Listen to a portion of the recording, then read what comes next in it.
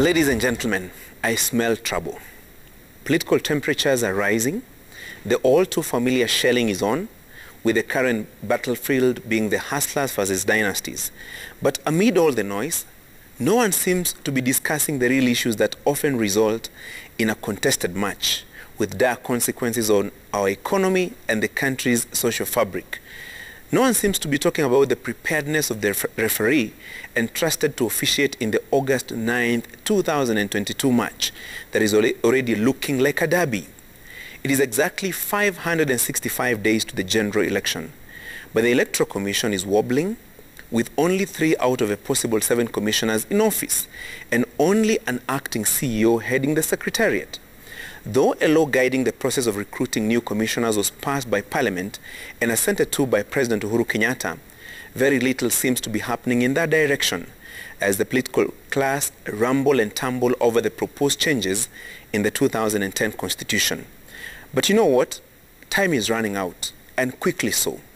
One would have thought that the country and its leadership learned something from the 2007 election, whose contested outcome resulted in skirmishes that nearly plunged the country into a precipice. That time, specifically in 2008, a commission of inquiry into the 2007 elections chaired by retired South African judge Johan Kriegler warned us against constituting an electoral commission too close to the polls. In fact, the proposal was that the elections management body be in place at least 1 year to the general election. If the state and other actors are waiting for the BBI process to reconstitute the Electoral Commission or even appoint the remaining 4 commissioners, then it is all too clear that the earliest that can take place is after June or July this year. This then means that the earliest new commissioners and a substantive CEO can be in office is probably September or October this year. That will be less than 12 months to next year's general election.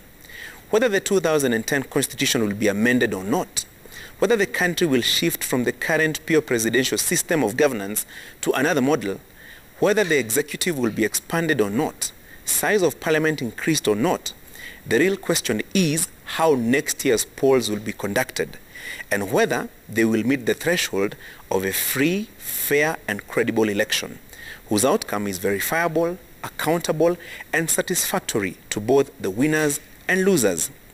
In the last few days, I have been looking at a report by the Electoral Law and Governance Institute for Africa, Algiers, dubbed The Decline and Fall of Electoral Integrity, explaining how and why elections seem to frustrate the popular will in Kenya.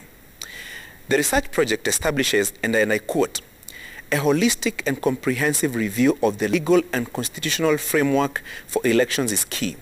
But this must be accompanied by a corresponding need to comply with the rule of the game and a willingness by Kenyans and all the stakeholders to do the right thing. The latter, regrettably, cannot be legislated. End of quote.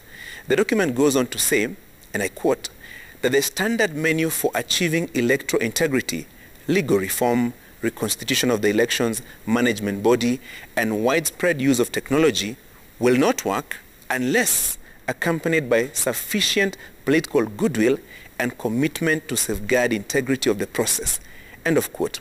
Finally, the Algiers Research Project states, and I quote, the problem in Kenya is that the constitutional system and associated institutions have been captured and repurposed to the private interests of the state elite. Whenever that happens, or if the constitutional system is broken or deeply fractured, no amount of legal reform can guarantee that elections and the electoral system will have integrity. End of quote.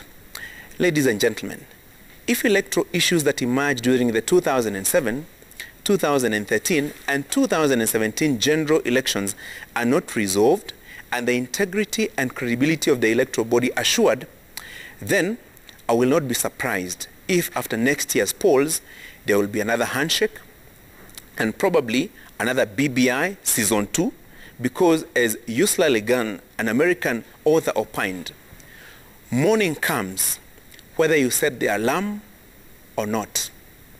That's my punchline.